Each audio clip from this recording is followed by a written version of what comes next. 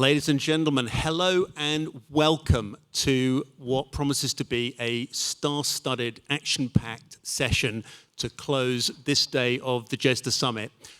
My name is Adrian Monk. I write 7 Things, which is a newsletter on global issues, but I have a little knowledge of one of the things in the title, AI, because I also advise a university that specializes in artificial intelligence, the Mohammed bin Zayed University of Artificial Intelligence. So I'm hoping to be here just for research purposes and to learn a little bit more about that topic.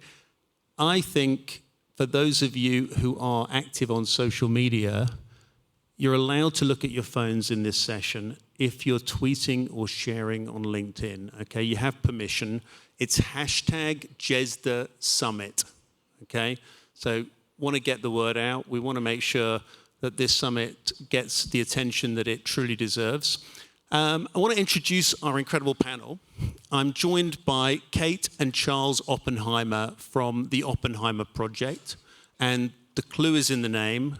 They are indeed associated with J. Robert Oppenheimer, the father of the Manhattan Project and the first atomic bomb. Joined by Doreen Bogdan-Martin, who's Secretary General of the International Telecommunications Union. The ITU brought together leaders from around the world this May in Geneva for the UN's AI for Good Summit, an incredible moment that really kicked off global attention on the ethical and governance and bigger issues surrounding AI. We have a priest and professor, Paolo Benanti, who joins us, who is also the Pope's advisor on all things artificial intelligence. He's also an author and teacher with an incredible array of scholarship in technology. And lastly, probably for this audience, somebody who really needs no introduction. He took EPFL into the world's top league in the beginning of the 21st century. And now, as vice chair of GESDA, he's doing the same for this part of Switzerland, Patrick Abischer. So a big welcome, please, to all our panel.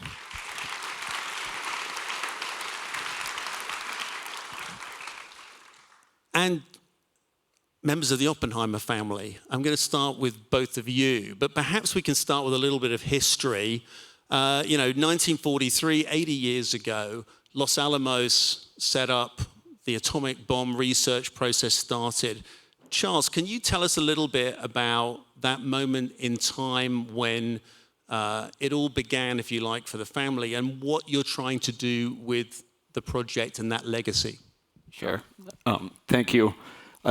I've been quite inspired by this experience I've had at GESDA in anticipating the future impact of technology. And I always point to the period of August 17th, 1945, which is right at the end of World War II, where Robert Oppenheimer and his contemporaries laid out a 4 or 5 point plan that said we would never be able to make ourselves safer from atomic weapons. They'd get larger, you couldn't have a monopoly on them, and the only path in dealing with them was cooperation. And he was able to take that message directly to the government and advise them in a true scientific, anticipatory display, and it didn't work at that time. He got overruled by government. He famously got prosecuted for not being enthusiastic enough about making atomic bombs. And I think that's the reason that we're talking about him today and making movies about him. And it's so aligned with the values in this conference.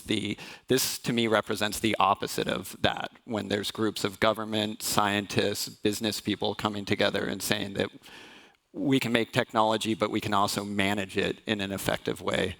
And I've been called to represent my grandfather's values, not just the historical view, not just the Hollywood view, but his values that can still impact the world. And that's what we're trying to do. Brilliant. And Kate, you're helping Charles and other family members and other folks to get this idea of humanized anticipatory science out there. And obviously with AI, it's ultra relevant to the latest developments in technology. Can you tell us a bit more about the Oppenheimer Project and what you're hoping to achieve? Yes, I think timely is definitely the right word. And the ethos of the Oppenheimer family, which I think Charles and I feel to this day just through our parents, is this love of science and this belief that science deserves to be explored. And we're full of, in a room right now of individuals who are at the helm of making sure this exploration continues. The other important component of our family ethos is cooperation and alignment so that we as humanity can continue to evolve and thrive, and it only can come when we come together. So the Oppenheimer Project is Charles's brainchild from a few years ago that now has so much momentum around speaking, convening, and investing in ways that align with unification so that we can take a diplomatic approach to tackling the existential threats that face us right now. And of course, the most timely one, as I said, timely is the word, is artificial intelligence, a really powerful tool if it's used wisely. And that's a great point. I mean, artificial intelligence is like atomic power, one of those things that's both an incredible tool in the service of humanity, but also has issues that surround it. And probably no organization's done more this year to bring people together and draw attention to it than the International Telecommunications Union. And Doreen, can you tell us a little bit about what the ITU has been doing in the area of governance in AI and of drawing attention to some of the issues the world needs to think about when it comes to looking at this brand new and very exciting, but also potentially very nerve-wracking technology? Indeed. Thank you, Adrian, and very happy to be here. Maybe just to say the ITU is the oldest institution in the UN system. We date back to 1865, and I think cooperation, as you were just mentioning, was always at the core. That was in the days of the telegraph, and now, of course, things have evolved, and we're very focused on artificial intelligence as we look at all of the excitements and, as you said, some of the risks that surround it. But I wanted, perhaps, in the presence of the Oppenheimers, maybe just to pick up on a quote, and it was a quote that J. Robert Oppenheimer told Eleanor Roosevelt in that famous interview back in the 1950s, because I think that quote actually captures well this current moment, and it was about the answer to fear, not always lying in the dissipation of the causes of fear, but sometimes it lies in courage. And I think this is the moment where we have to be courageous. And Michael, as I'm wearing green, and you told me green is the color of hope, I think it's also the time that we have to be hopeful. And when we look to new and emerging technologies, we look to the incredible good that it can be, I think we have to be courageous in tackling things like the digital divide and the fact that we can't have you can't be part of the AI revolution if you're not part of the digital revolution. And today we still have a third of humanity that's never, ever connected to the internet. It's too costly, they don't have the skills, and lots of other barriers.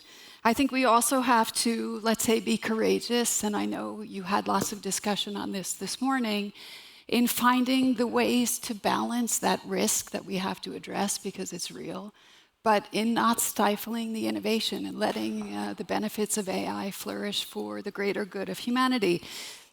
And then I would say on the third front, and that comes back to your cooperation point, leveraging things like the UN system, leveraging things like the ITU, which is part of the UN system. I think my colleague Amandeep Gill this morning called it the UN as the connective tissue, because we can help, I think, be a catalyst for this.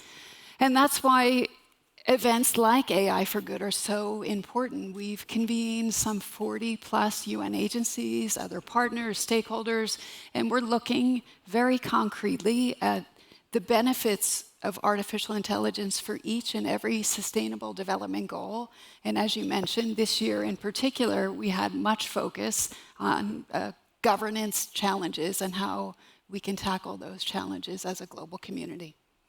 Well, congratulations on starting that conversation here in Geneva back in May. Paolo, can I turn to you? I mean, you've not only written about ethics, artificial intelligence, and some of the major challenges of science, but you're also involved in advising the Church, Pope Francis, on how to tackle this. And I'm guessing that you're not telling him to replace priests with ChatGPT confessions, that instead it's much more about the humanistic and the ethical approach to this technology. Can you tell us a little bit more about how you've done that through things like the Rome Call? Yeah, first of all, thank you for having me tonight. It's really a pleasure. Well, actually, as an ethicist, we are really aware that from the first moment that as a species we was in a cave and we take in a hand a club, it could be a tool to open much more coconuts and finding foods, or could be a weapon, simple to open much more school of the opposite. So we know that everything that we develop in force of science, in force of knowledge, could be weaponized. This is not the new thing.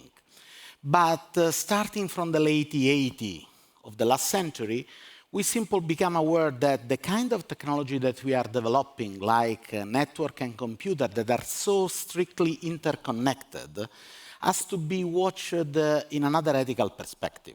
So let me bring you here an example that was given to us from one of my professors. Actually, he take us from Washington, D.C. and bring us to New York. We was so excited. We was a PhD class. And he bring us to see a concrete highway on Manhattan. It was the parkway that was used to connect Manhattan to Long Island. And he simply asked us a question. What do you see? Can you imagine we was 10 male? Everyone would like to be the smartest guy in the room. We start to say everything. At the end of the day, the answer was concrete and asphalt. But after that, he brings us to a public library where there is a huge 1,000-page book, one of the best 100 non-fictional books in the United States market, where we discover that there was a politician behind that kind of innovation in Manhattan, that is Robert Moses. And Robert Moses was used to have a clear political view of the city. The best part of the city has to be for the best part of population. That in his own mentality was the white middle class. So because in Long Island there is a really beloved beach, that is Johnson Beach, how to keep just white middle class able to go to Johnson Beach? First of all, he didn't buy any public transportation system. And secondary, the bridge that look like every other bridge actually are 2 feet lower than the standard, and no buses can commute on that street, only the owner of car. So at the end of the day, the lecture was that every technological artifact is a displacement of power, is a form of order. Now, this secondary approach as anticipatory regulation and diplomacy for technology is so important because every one of us passed through pandemic, and during the pandemic are really constitutional rights for a lot of countries. The rights to be healthy, the rights to be vaccinated was given and ordained by an algorithm that was behind a public system in a public place. So the ethical approach to innovation is simple to questioning innovation to allow the different stakeholders to be aware of which kind of displacement of power and form of order the new technology are bringing inside society. Brilliant. What a great example. We've heard a little bit about the history of anticipatory science, about the governance and the ethics of it. I mean, Patrick, you've led probably one of the world's leading research institutions, and now with GESDA, you're bringing together these different themes of governance, of ethics, of humanizing science. Can you tell us a little bit more about how you're doing that and what your vision is for that with GESDA? Yes, thanks. First, I'd like to say that I'm more than happy to have today the Oppenheimer family present because it was really part of the inspiration to create GESDA. GESDA was really created about this observation in what is cooking in laboratories, that is becoming more and more fascinating, but with huge potential impact. And often we don't have the time to really frame it to accompany those research. And I think whenever we come with policies and so on, we often run after the technology. So the idea that to ask scientists, the top scientists, in your specific field, where do you see your areas going? Not only today, but in 5, 10, and 25 years. So that you give the society as a whole, the policymakers, the ethicists, and so on, time to frame the application. I thought from the Oppenheimer, which was very interesting, we probably discovered the bad, part of nuclear. Today, we shouldn't forget that nuclear has also fantastic application in medicine and so on. So we want to be sure that whenever we start to see, certainly AI, quantum, we've heard a lot about neurotechnologies today, how to read the brain, those are going to be really, fundamental things for our species, but they need to be discussed. They need to be framed. And we as scientists see this coming, and it is so important and so vital to what we are that we cannot just be left alone. So I think this needs to be done. And where is the best place to do this? That's one of the things. It's Geneva, probably, because of its neutrality, because the presence of all the international organization, the NGOs, you need a place where those kind of things can be discussed. So I think really I would say the raison d'être of GESDA is really this need to anticipate what is going to happen in science so as to give it sufficient time for society to know how to handle those discoveries. Thanks, Patrick. It's going to be one of those panels we're going to make you all work a little bit, I'm afraid. I'm sorry. I can see you're all looking nervous. So first of all, I'm going to start with a very quick poll. Who has seen the movie Oppenheimer? Please put your hand up. This is a very sophisticated audience. I'm pretty glad. I'm not going to ask about other movies, but what I am going to ask is if there's questions for our phenomenal panel, because it's not very often you get such an array of talent and such a richness of experience on one panel. So if you put your hand up and you watched Oppenheimer, just put your hand up if you've got a question you'd like to ask, because we're going to bring the microphone round and get to you. So there's a lady at the front, gentleman over there, and the rest of you've suddenly turned into the world's most nervous audience. So we're going to start on the front row and then throw the microphone back there. And can you just tell us who you are? Yes, thank you very much. I'm Alice Panier. I work at the French Institute of International Relations. And I was curious as to whether AI is the right set of technology to be compared with the nuclear bomb, or whether other emerging technologies like quantum computing would be a better fit in terms of their effects, because in the end also there is no AI power without computing power. A lot of the AI power relies on how powerful the computers are. That's a really good question. And can we just throw I wouldn't say throw it, because otherwise we might hit somebody and that would be terrible. To the person there and then the lady in the front row there.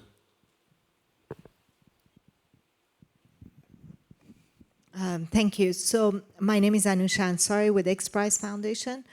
My question is related a little bit to the comparison, because in case of atomic bomb, there is a human in the loop that makes a decision to use it or not to use it. In case of AI and generative AI specifically, the direction is going, we're taking the human out of the loop in many cases, and that's where the real danger lies. And the other big difference is you had governments involved in that decision making, so it was in the hand of an individual, and AI technology and how it can cause damage could be, a decision made by a person or a company. Great so question. How do we manage that? Great question. And then finally, lady right in the front row, and then this side of the room. I'm not going to room shame you, but you've got to match up to that side of the room. Hello. So my name is Ranji. I'm a nuclear engineer, and I was a huge fan growing up of Robert Oppenheimer. So I'm very excited to see that his family is here on the panel. I think it's important that people understand the burden that he had at that time. And I would really like to hear more about how his spiritual side actually helped tremendously to come over this huge burden and responsibility he had in the Manhattan Project. Thank you.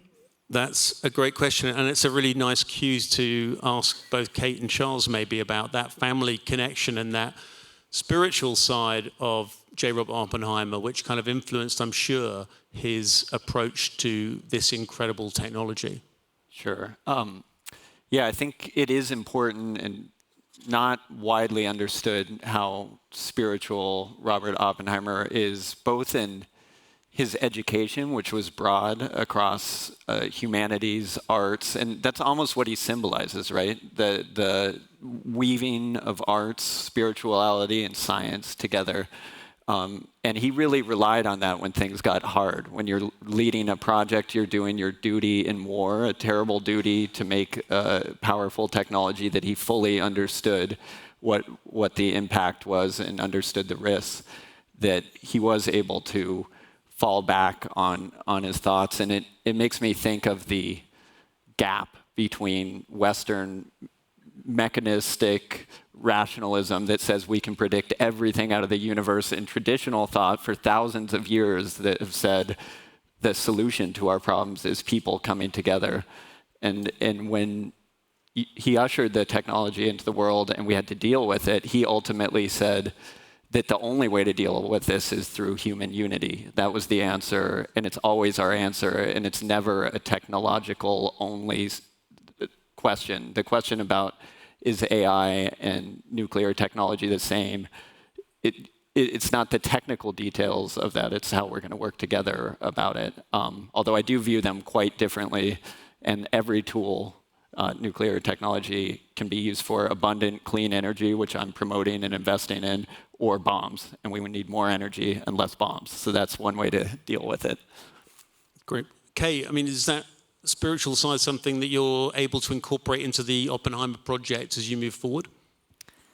I think so. I think it's an important part of who the Oppenheimers have been. I said at the beginning, too, that the family has been enamored in this fascination, this knowing that there's something greater, and that's what has drawn the family to go to physics and to look inside. There's just a magic, there's a majesty when you really look at the universe around you. And your grandfather, Frank, who made the Exploratorium, has anybody been to the Exploratorium? That's an amazing part of the Oppenheimer family, a love in science, playing with it, showing people that. I forgot to mention that, so I wanted to throw it out He's there. always good at reminding me that we need to throw that in. But I think that there is this love of the perfect balance of our surrounding world, and that is something that's so core to our family, and I think also to probably most people who explore science. There's just this amazement, and so I think we have to keep that in mind as we do this work and keep reminding ourselves of that. It's a fascinating side of science that's so often, if you like, left behind. And I want to take it up with Patrick and Paolo, but I want to come back to the question that the lady raised about the governance, if you like, of this technology. You know, the technology developed in Los Alamos 80 years ago was developed by one power and governed by one power, a democracy. The power that we're seeing now unleashed through artificial intelligence potentially is being developed at multiple places at multiple times around the world. How does an organization like the ITU help to bring people together and make sure the conversations that need to happen about that kind of technology take place? Yeah, thank you. I mean, of course, a lot is happening in this space. There's many governance discussions happening. And I think it's interesting to note when we think about, for example, the IAEA set up in the history that led to the ultimate creation of the organization, and we look kind of at where we are today in this sort of AI moment. Artificial intelligence was first coined back in 1956, I think, in Dartmouth, right? It was coined back then. Okay, that was a long time ago. A lot of people feel like it just happened now, but it's been many years in the making. But of course, the attention and the focus is now. And so many have called for IAEA-type structures, others for like an IPCC-type model, and of course others for sort of loose, voluntary-type commitments. I think what's important is that the UN Secretary General is very focused on this. You had the tech envoy, as I mentioned before this morning, talking about the H Lab on AI, his advisory body that will come out soon. And I think what's important, where the ITU comes in together with UNESCO and other stakeholders, is that we need to not have fragmented approaches. We really need to find a way forward for global governance. I think it needs to be with multiple stakeholders. We need the scientific community engaged. I think we need the developers engaged. We need the user perspective. And we need to take kind of all the views and look at the best framework for governance. As I said, there's a lot happening. I just came from the Internet Governance Forum in Japan, where, of course, the focus is internet governance, but the big focus was AI, with Japan talking about the Hiroshima process and their plans for AI. The UK talking about the safety summit next year, and we have to find a way to connect those dots. All the main issues are there being debated, but how can we put it together? And of course, going back to the IAEA history and those discussions, I think there are lessons that we can learn from that process. Patrick, Paolo, I mean, both those issues, I think, speak to some of what both of you have been involved with. You've been involved in bringing technology companies together, Paolo, in the Rome call to make sure they're engaged in some of these discussions. And obviously, Patrick, here at GESDA, you're really leading the charge on making sure that this kind of humanistic dimension of scientific cutting-edge research is not forgotten in the race to get results out of the lab.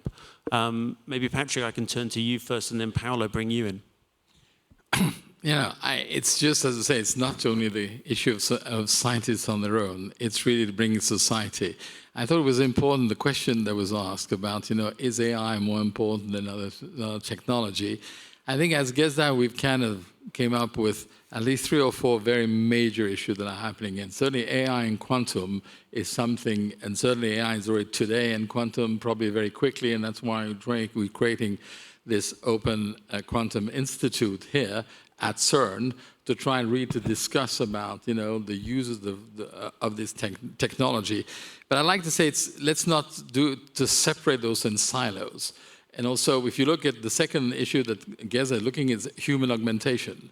And certainly the capabilities, for those who have seen maybe the presentation last night about the brain control of paraplegia, using, in fact, AI technologies to try to anticipate the volition movement and to transmit this to the electrodes and so on.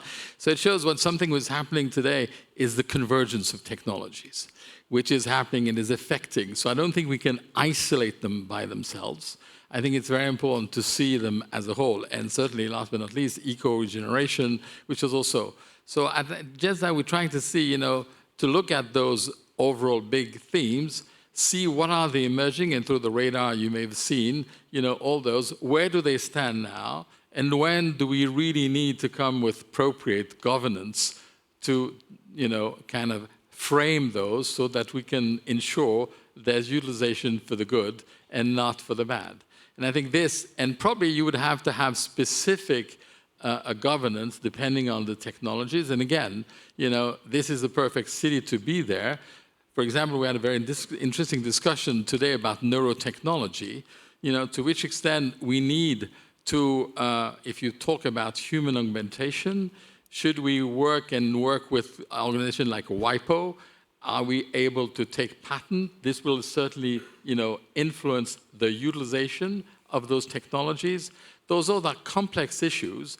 But again, what you'd want to do is to bring all the actors around the table. But again, at the start of all this was really started by scientists who said, we would like to tell you what is happening, what we foresee. So to give the society sufficient time to have those discussions and to find appropriate governance. And I think it's also the realization that scientists cannot do that by themselves. They're not, that's not part of their mission. However, what scientists say, they want to be at the table. And they've rarely been at the table.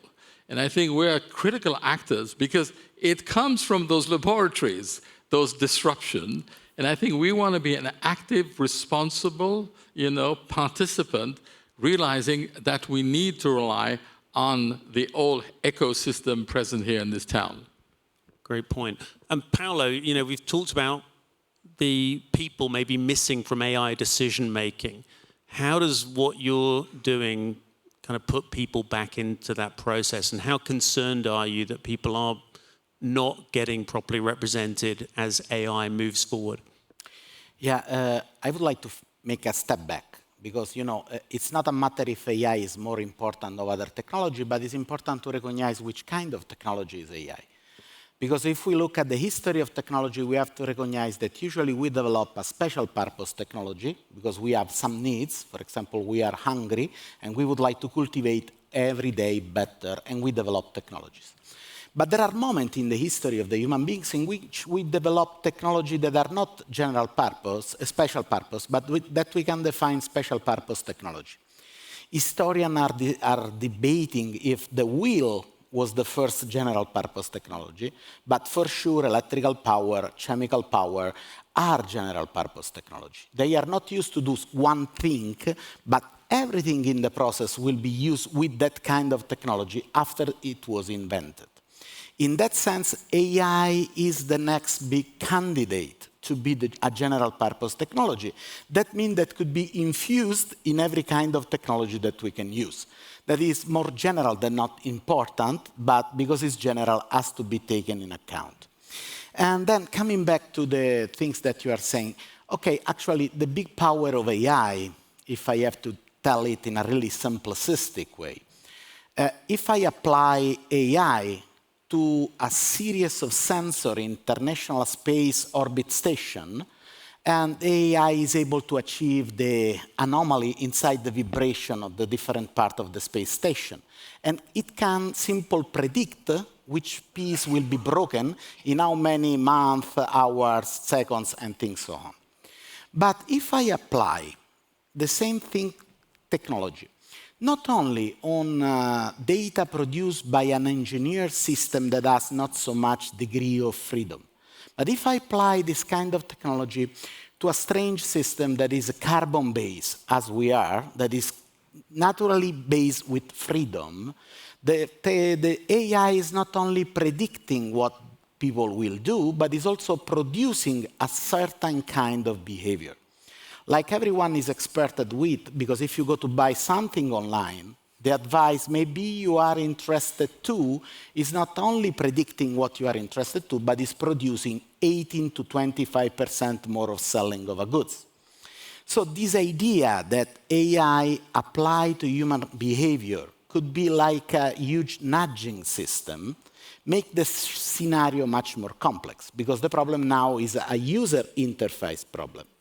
Because it's the problem in which AI is communicating to human beings that could be human in the loop, but AI could be a pushing effect to pushing the human behavior in the middle of a Gaussian that is given or not given by design by this kind of people. Okay, let me be clear.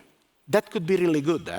In the West, we have an expectancy of life about 80 years, more or less, depending on the states. But from when you are 55, usually you are taking 3 drugs.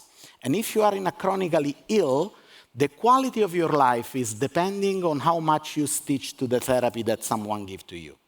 Having a system that pushes you to be faithful to the therapy, it makes your life really better. But if you have this use on the market, on politics, on society, that could be something that can melt the social contract inside the nation. And just to finish this idea, let me tell that the most probably industrial use of the last generation of AI, it's really well connected to the atomic bomb.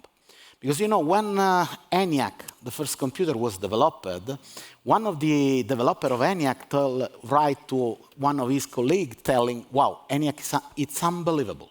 It can solve partial differential von Neumann equation in 30 minutes. 28 to punch the card, 2 to make the calculation. And we discover that the problem is not the machine, it's the human being. 1975, with DOS, we developed keyboard. 1985, with mouse, we developed another interface to use the computer. Late 90, early 2000, we start to use the finger. Now we can use natural language. And natural language has an interface to computer, but it's not neutral because it's not passive with us. It's really active in that sense. Has to be studied because it could be so powerful or so depowering the human part of this relationship. Great point, Paolo. I want to bring in this side of our hall. Yes, I'm looking at all of you folks over there who didn't put your hands up first time. Can we see some questions? We have someone there. I think someone on the front row. That was just I feel like an auctioneer in the auction house where I'm looking for bids, and I've got someone there. That was a nod, not a bid. Someone there, and we got someone there. I'll stand. Kia ora koutou. I'm Hema Sridhar. I'm from New Zealand, think tank in New Zealand. And just looking at the theme for today, and this topic is about lessons from Oppenheimer. And looking at the theme for GESDA, which is use the future to build the present, can we not also use the past to build the present? Yeah. And are we doing enough with the lessons we've learned? Particularly more recently, we've had a decade of cyber, and there are so many lessons that we can learn from these things. Are we doing enough in terms of learning from those lessons from the past? That is a great question. And then I think we have someone just over there. Oh.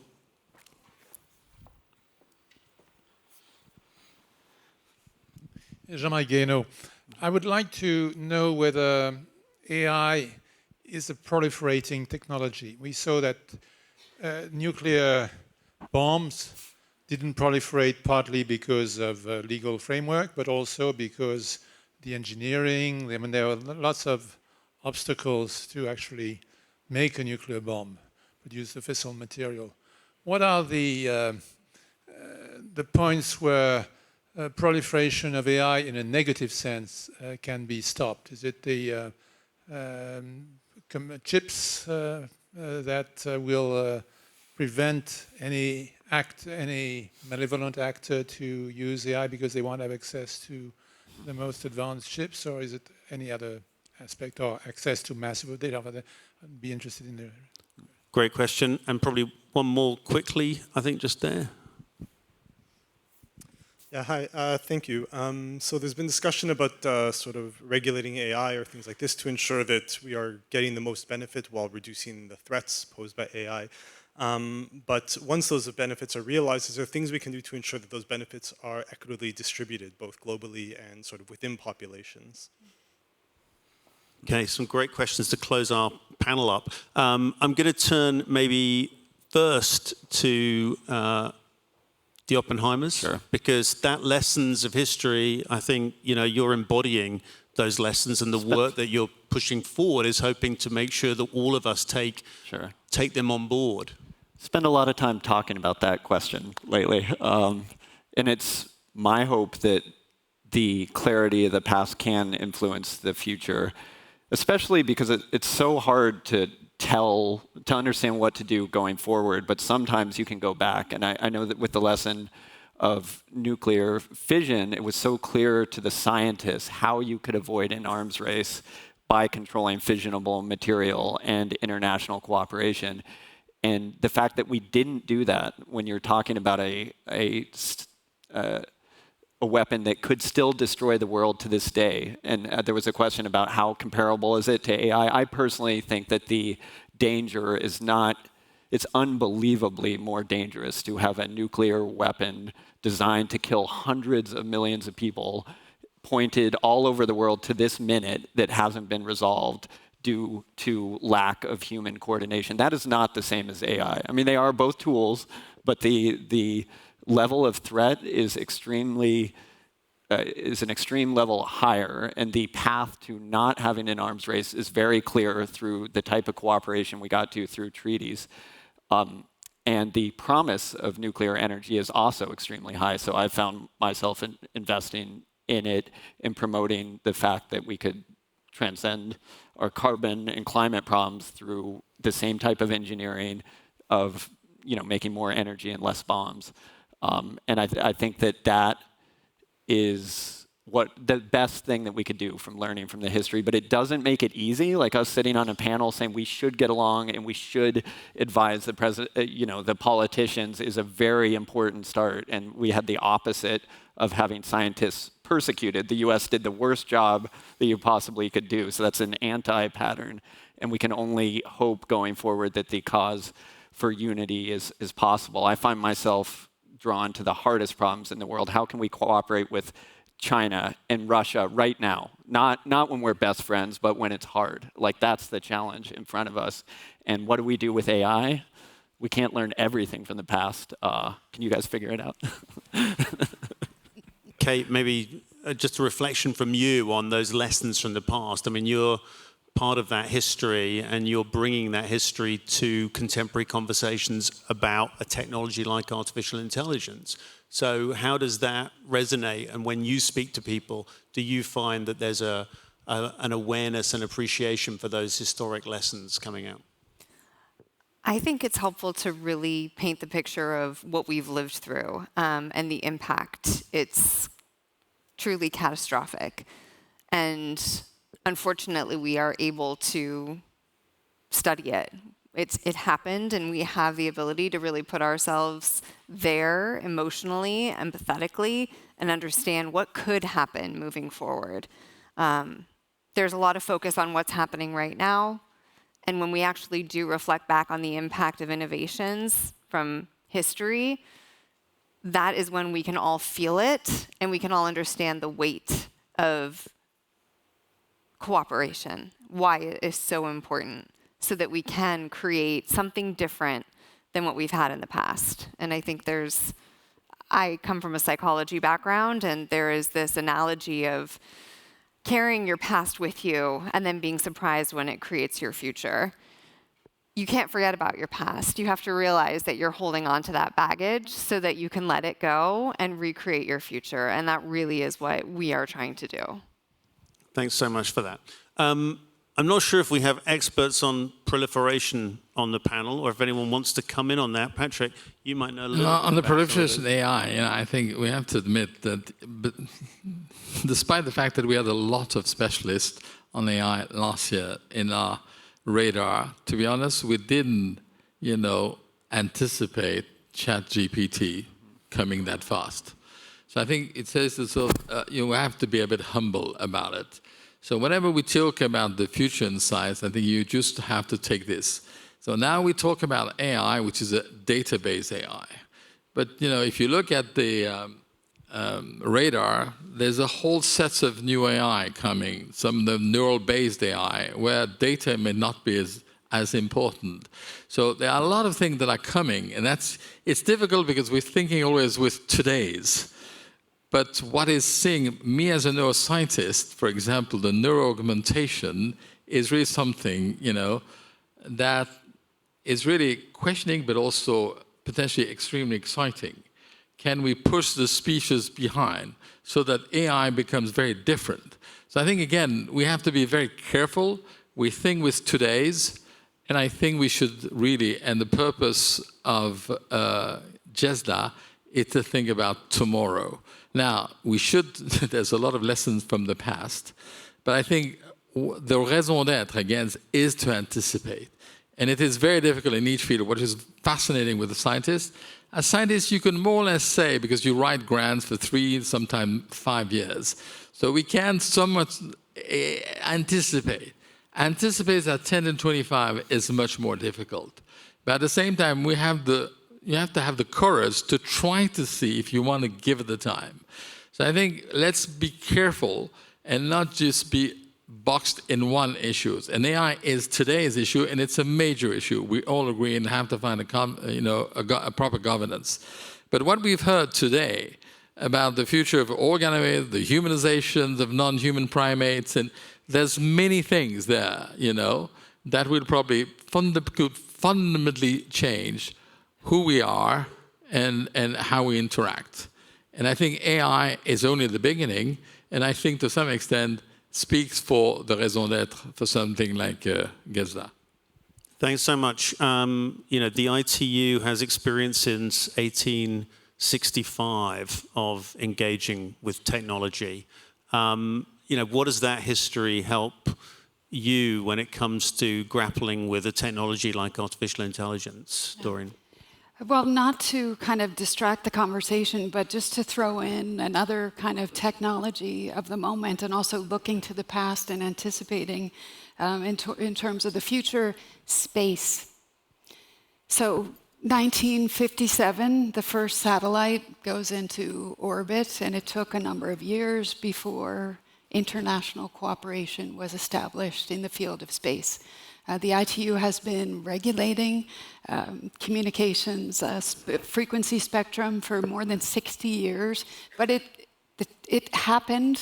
The satellite went into space, others followed, and then eventually the governance piece caught up, and we had our first space treaty back in the 60s, was it?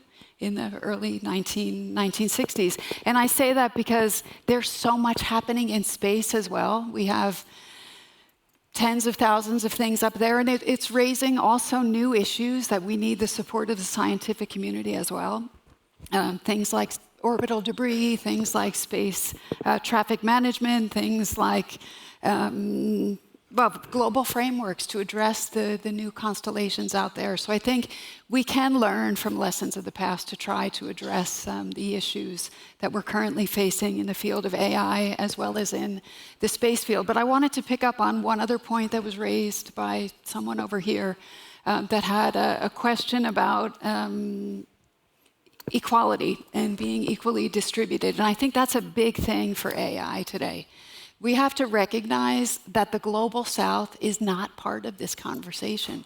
And that's a big concern to institutions like the ITU that has 193 member states.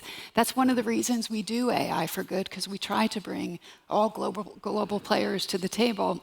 But we have to address those gaps, we have to bring those voices to the table, and we have to work on further capacity development to bring them along.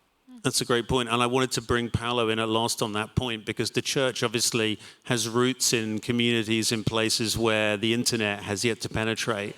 And I just wondered about that point on the equal access to technology for everybody and how the church has a role to play in helping people think about that. Yeah, if you allow me to be unpolite, I will be unpolite. Yes, actually, I think that part of Global South is in AI, but not according to global justice. Because if you look what happened moving GPT to ChatGPT, a lot of Global South worker was enrolled for $1.50 an hour just to interact with the system. So actually, I think that is a really unjust, and it's really a new form of colonialism. First, we take the resource from Global South, then we take the workforce with slavery. Now we are taking the cognition to make a system that is much more profitable in the global West. So this is a huge topic, because it could have a lot of consequences, especially in the way in which the different countries in the world can have money and have richness. And so I think that it's part of the discussion, and this is not technology, it's not only science, this is also because it's politics and diplomacy.